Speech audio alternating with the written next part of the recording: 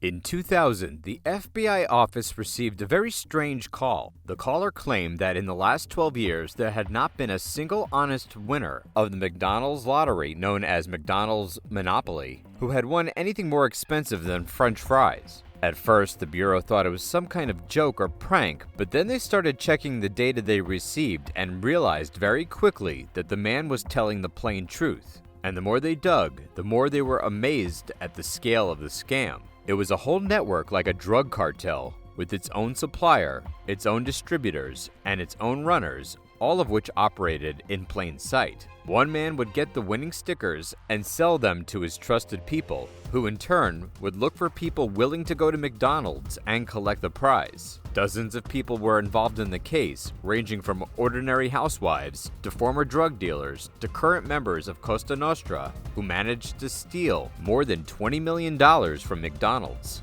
So, if you are interested in hearing about one of the most audacious and unusual scams of the 20th century, then meet the McDonald's Monopoly fraud.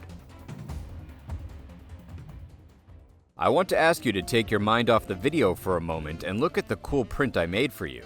If you like it, you could buy any product you like by clicking the link in the description. And of course, every item you purchase contributes to the growth and advancement of the channel. Thank you for your attention. Now let's dive deeper into the story of our hero for today.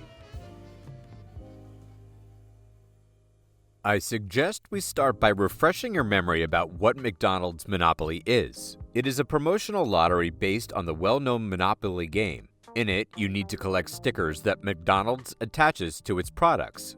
So one sticker could bring you a free fries or Big Mac, and another could bring you dozens, even millions of dollars. In the US, this promotion began in 1987 and caused a stir among shoppers, raising sales by 7%.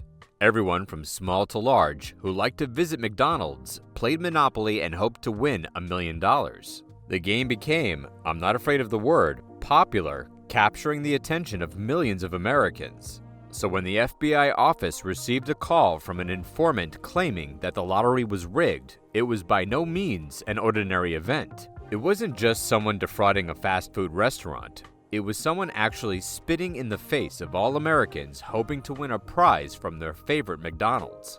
For the FBI agents, catching the culprits boded well for their career prospects, so they took the case with great enthusiasm. The whistleblower told them that he knew 3 winners who had fraudulently won their $1 million monies from McDonald's. He claimed that these 3 people were all distant relatives and had gotten their winning stickers from a man everyone called Uncle Jerry. The agents checked, and the informant's statement proved to be true. They then collected data on all the winners of the promotion over the past 12 years to see if they had any connection to the first 3 or to each other, and it turned out that they did. All of them had been, or continued to be, residents of Jacksonville, Florida. Some had once lived in the same neighborhood or worked together, and some were relatives. Even if you wanted to, you couldn't write it off as a coincidence, because the probability of that happening was practically zero. So the Bureau had circumstantial evidence, which of course was not enough to bring charges. And who was going to press charges? An Uncle Jerry? They didn't even know who that was. The agents needed to find out how the monopoly from McDonald's was organized, who was in charge of sticker printing, who was in charge of transportation, and so on. That would give them a suspect pool to move the case forward. And since it was not realistic to get such information without attracting attention and scaring off the criminals, the FBI turned to the McDonald's Security Service with a request for cooperation. They invited its head, Rob Holm, to a meeting where they showed the connections between all the winners of their lottery for the past 12 years. McDonald's representatives were, to put it mildly, shocked by what they saw. Millions of dollars of fraud was going on right under their noses, and they had no idea. Their first reaction was to stop the promotion immediately and launch an internal investigation in parallel with the FBI. Agents barely managed to persuade them not to do this because once the culprit found out that an investigation was ongoing, there was a high probability that the culprit could cover his tracks and avoid punishment. At the same time, the FBI convinced McDonald's to keep the investigation out of the public eye by keeping knowledge of it to a minimum number of people in the company and to allow the agents to conduct an undercover operation when their next winner was announced. It all happened in August 2001 when a man named Michael Hoover called McDonald's and claimed to have won the grand prize of $1 million. The FBI immediately sent a prearranged undercover team to Hoover under the guise of a movie crew. They told him they wanted to film his story, how he found the sticker, what his emotions were when he realized he had won the million, and what he was going to do with the prize. In fact, the agents had to capture Hoover's lies on camera so that in the future the man would not be able to get away with it. Everything went just fine, and when the filming was over, the agents went back to the office and started listening to Hoover's phone, hoping that he would call the person who had given him the winning sticker. Hoover didn't fail. He almost immediately began calling a man named Andrew Glom, telling him how well everything had gone, that his legend was believed, and now they would be able to get the money from the illegally obtained sticker from the McDonald's monopoly. Glom, as the FBI would later find out, was one of the distributors who worked for Uncle Jerry, but he did not reveal the identity of Uncle Jerry. And since the bait and switch didn't yield the name, the agents once again turned to dry numbers and patterns. They processed hundreds of calls from all the winners over the past 12 years and found several numbers that the winners had called shortly before and after winning. It would later become clear that the numbers changed as the head of the whole scam gradually went into the shadows and handed the job over to the distributors. But in the beginning, he had to do everything himself, and for several years the winners called his personal number, the number of Jerry Jacobson, head of security of the company Simon Marketing, which had been contracted to handle McDonald's monopoly. The prime suspect had been found. Now it was left to the agents to figure out how he carried out his scam, how many people were involved, and how much they managed to steal in the end. McDonald's itself wasn't set up to run the Monopoly lottery, so Simon Marketing had been hired to run it. It was in charge of designing the promotion itself, as well as overseeing the delivery of the stickers from the print shop where they were printed to the point where they were given to McDonald's. Especially important stickers with a big prize were transported personally by the head of Simon Marketing's security, Jerry Jacobson, and a trusted person from the printing plant where the printing took place. The stickers were in a suitcase with two code locks. One code was known by Jacobson, the other code was known by the person from the printing plant. They were packed in an envelope that was sealed with a special tape made exclusively for these envelopes. If someone tried to open the envelope and tamper with the stickers, it would definitely be noticed at McDonald's, as it would be impossible for the person to reseal the envelope without a trace. However, Jacobson had managed to bypass all defenses and switch stickers for over 10 years. Of course, we will tell you exactly how he did it, but before that, we need to get to know the man better. After all, he is a truly cinematic story of transformation from a defender of society to an unscrupulous swindler. Jacobson was born in 1943 in Ohio, then moved to Florida as a teenager. According to his brother, from a very early age, Jerry had wanted to become an FBI agent and protect the interests of the United States. However, his health prevented him from realizing his dream. In 1976, he was sworn in as a police officer, but in 1980, he was dismissed for health reasons. Doctors discovered that Jacobson had a rare disease, Guillain-Barré syndrome. This disease is very similar to multiple sclerosis, and in advanced cases can even lead to paralysis of the respiratory tract. And although doctors were able to stabilize Jacobson's condition, he could no longer work for the police, much less the FBI. By 1982, Jacobson had recovered enough to get a job in security at the Dittler Brother Printing Company. The company would later print stickers for McDonald's. He gradually worked his way up to be head of security there.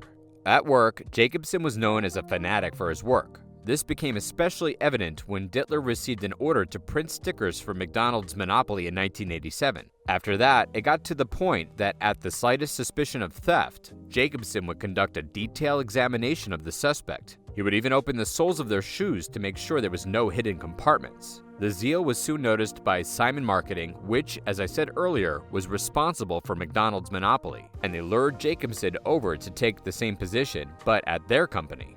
You could say that he was now becoming the most important person in terms of security for McDonald's monopoly. You know what's funny about this story? Jacobson was really passionate about his job, standing up for a multi-million-dollar lottery just like he wanted to stand up for the country, and he never even thought about stealing those stickers. But there was just one event that appeared in his life, like the forbidden fruit in Eve's life, that turned his whole outlook upside down and lowered him to the sin of being a con artist. McDonald's ordered special seals for the big prize sticker envelopes from a factory in China. Being completely unique, they were used to seal the envelope so that even if someone managed to get the envelope and tamper with the stickers, it would be immediately noticeable. Then one day, Jacobson came home and saw a package from China on his doorstep. He opened it up and found hundreds of these seals that had been sent to his house for some reason. He didn't bother to find out why there was such a mistake, just as he didn't bother to talk about the fact that these stickers had come to him at all. The forbidden fruit was very sweet, and Jerry decided that this was his chance to get rich. Now there were only a few missing steps. He had to discover the code of the second person with whom he was transporting the stickers. He had to find a secluded place where he could open the suitcase, open the envelope, swap the stickers, and seal it back up with his sticker. The first one wasn't hard. The Dittler brothers man, with whom he was flying, trusted him completely. So a simple glance over his shoulder was enough to recognize the code. And the rest was no big deal either. Jerry just went to the bathroom in the airport VIP lounge, locked himself in a stall, and did his dirty deeds. He pulled the first sticker this way in 1989. Jacobson wanted to see if it would work at all, so he took a sticker for only $25,000. He gave it to his half-brother Marvin Brown, who cashed it in with no problem. Jacobson then cashed a couple more checks through his acquaintances and acquaintances of acquaintances, quickly running out of people he could trust to do the job. Then in 1995, his brother put Jerry in touch with some people in New York through whom he was able to cash a couple of checks. And it turned out that these people were somehow connected with the mafia family Colombo, which was interested in the scam, after which Jacobson was contracted by a man named Gennaro Colombo, who became for a long time his main distributor. Their collaboration began in November 1995 when Jacobson gave Colombo a sticker for a Dodge Viper car. Colombo won the prize and even starred in a Monopoly commercial as one of that year's winners. This allowed Colombo to see for himself that the scheme really worked, and if you scaled it up a bit, you could make a heck of a lot of money. Colombo offered Jacobson the following plan for cooperation. Jerry would set a fixed price for each winning sticker, starting with those that brought in tens of thousands of dollars and ended with the main prize of $1 million. Colombo in turn would buy these stickers from him and then resell them, marking up his percentage on top. Naturally, the mafia member turned out to be more cunning than the failed cop, and it was Colombo who earned more in the system. As an example, Jacobson sold him a $1 million sticker for $50,000, and Gennaro eventually received $500,000 from the winner. The main difference was that Jerry would get his money immediately, but Colombo would get $25,000 a year, as the payout of the $1 million extended for many years at $50,000 a year. Later, Colombo would figure out how to do this without costing himself any money at all. He would simply get the money for Uncle Jerry from those to whom he sold the stickers. In effect, the mobster was making money out of thin air at virtually no risk. And considering that he was a member of the Cosa Nostra, as well as the owner of several nightclubs, he had so many acquaintances that he sold every sticker Jacobson could get his hand on. It was from this point on that the McDonald's monopoly ran out of real winners, for the Jacobson-Colombo pair put the stealing and selling of stickers on a conveyor belt. By the way, there is an extremely funny story about this Colombo. He opened the nightclub called the Fluffy Bunny, something between a bar with a dance floor and a strip club, but the authorities got angry at him because of suspicions about his membership in the mafia and closed this institution. Colombo, however, was not deterred. Instead of a club, he opened the Fluffy Rabbit Church, deciding his institution would be a place where a person could pray and drink at the same time. It is said that a drunk man says what he thinks, and Colombo thus allowed him to speak directly to God. In all, Jacobson and Colombo worked together for about 3 years. Most likely, they would have continued their partnership, but Colombo was injured in a car accident from which he died in intensive care. And, of course, Jacobson should have stopped. He had stolen millions of dollars worth of stickers in those 3 years, receiving hundreds of thousands of dollars thereby. He had a new luxury home, a summer house on a lake, expensive rare cars, and was able to travel constantly wherever his soul desired. However, he had already become so involved in this scam that he just could not stop, because it seemed that he would never be exposed, that easy money would continue to flow into his pocket, and that punishment would only catch up to him in the next world. So Jacobson began looking for new distributors who could replace Colombo without loss of quality and quantity of sales. The same year that Colombo died, he met a wealthy businessman named Don Hart. The two were sailing together on a cruise ship and hit it off while entertaining each other, striking up a buddy relationship. Jacobson took a chance right there and told Hart about his fraud, offering participation in the scam. Hart surprisingly agreed. After arriving in the US, they cashed a sticker for $200,000, after which Don told Jacobson, "I don't want to participate in this myself, but I'll introduce you to two people who will definitely be interested." The first was Richard Couturier, who owned a chain of fried chicken eateries. Couturier cashed in stickers through random acquaintances he met at parties or on the street. I'm not exaggerating. There was a case in which Richard cashed a sticker through a man who was just passing by in a car. How he didn't run into someone who would have turned him into the police is very hard to understand. Couturier must have been the luckiest man in the world. There is simply no other explanation. The second person that Don Hart introduced to Jacobson was Andrew Glom. He had recently gotten out of prison after serving time for drug dealing. At first, he was reluctant to take on the sticker distribution business, but his poor financial situation and the prospect of easy money did the trick. Glom also began to work as a distributor. However, even these two people together could not sell as much as he sold Colombo, so Jerry began to look for more distributors and also doubled the price of the stickers. Now a sticker for $1 million cost not $50,000 but $100,000. And the third distributor was a respected Mormon community leader and owner of a construction firm, Dwight Baker. Jacobson had known him for a long time. It was Baker who had once built him a house. Jerry had come to see Baker for a reason. Baker had recently undergone expensive surgery and was going through some bad financial times. Jacobson framed it all as helping a friend, eventually dragging Baker into his scam, which began by distributing stickers through his Mormon church acquaintances.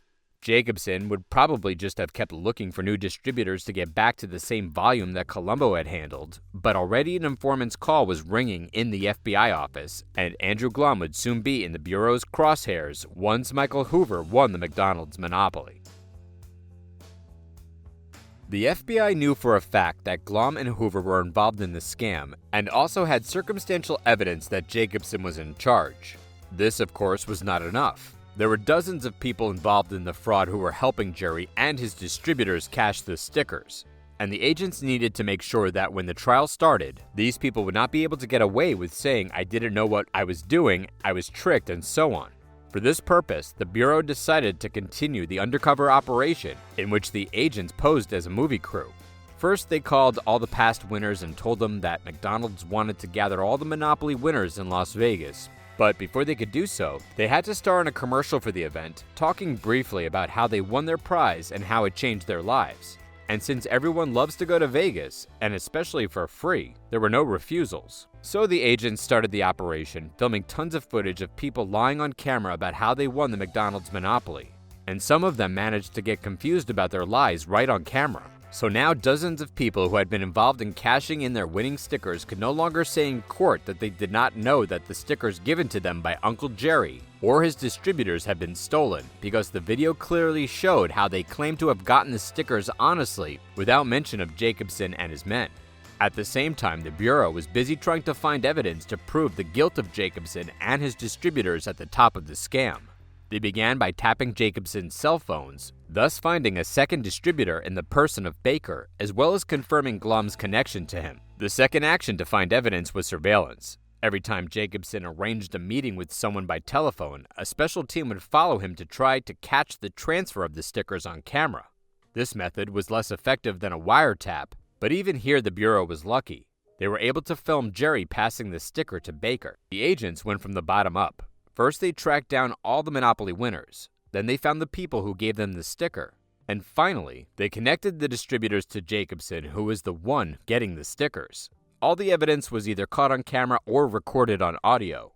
The scam network actually self-reported that they were breaking the law. The case was 100% solved, and it was necessary to move on to the arrests, which had to be made at the same time, otherwise media publicity could scare off some of the suspects. That's when a perfectly good case almost went wrong. One grief-stricken agent mixed up the address of another branch of the Bureau and the local newspaper, sending all the case materials to journalists instead of his colleagues. It was noticed very quickly, and the superiors immediately went to the newspaper, where they managed to persuade the journalists not to publish the material before the arrests were made.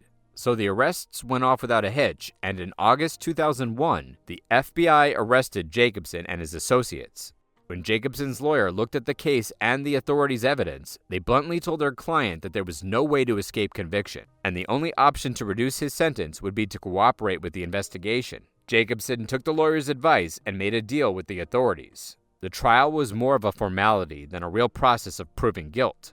Everything had already been proven, and one by one the defendants admitted that they had broken the law by participating in this scam. All those who helped cash the stickers, about 50 people, were given probation in order to repay the money they had stolen from McDonald's.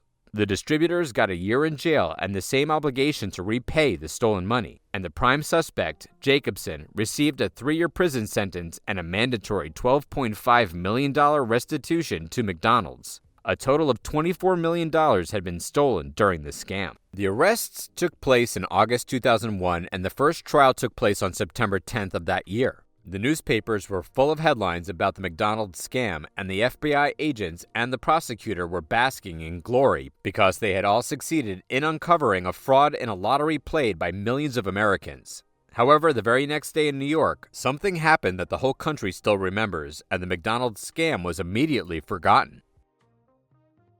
This scam may seem harmless to you, without any serious consequences, because the deception of customers playing the lottery of a fast food restaurant chain is not a loss of money, houses, or other valuable things by specific victims.